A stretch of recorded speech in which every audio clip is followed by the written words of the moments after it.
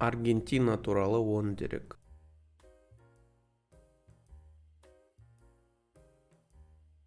Аргентина оңтүстік Американың Латын Америкасының оңтүстік-шығыс бөлігінде орналасқан мемлекет, федеративтік республика.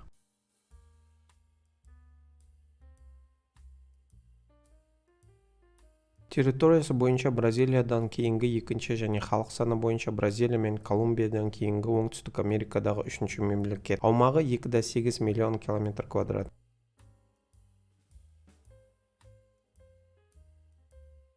Халқы 46.621.847 адам. Мемлекеттік тілі испан тілі.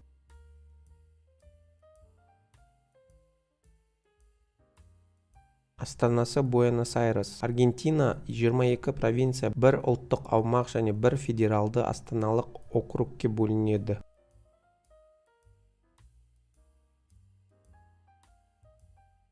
Аргентина жер көлемі бойынша 8-ші орында тұрған әлемдегі ең үлкен 10 елдің бірі.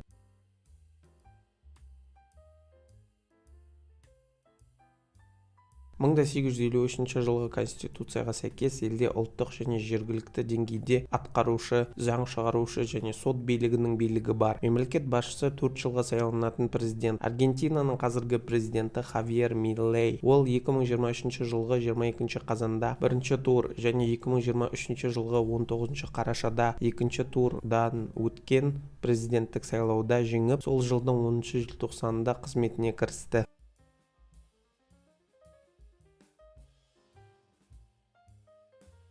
Министрлер кабинетінің басшысы Аргентинаның премьер-министр болып табылады. Жоғарғы заң шығарушы органы ұлттық конгресс. Ол сенаттан 72 адам және депутаттар палатасынан 257 адамнан тұрады. Сенат төрағасы елдің вице-президенті қызметін атқарады. Сенат президенті және вице-президенті қазір Виктория Вильяруэл болып табылады.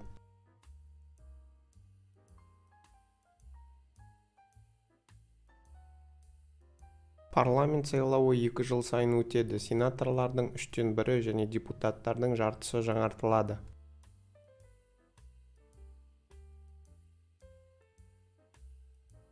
Буэнос-Айрес 1853 жылғы декларацияға сәйкес астана болғанымен, қала 1880 жылы Буэнос-Айрес провинциясынан бөлек әкімшілік бірлікке бөлінген кезде ғана ресми астана болды.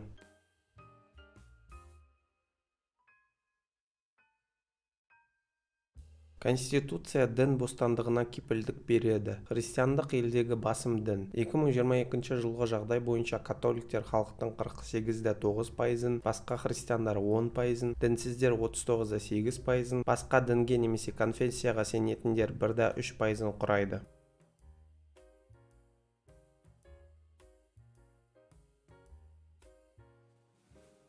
Назарларыңызға рахмет.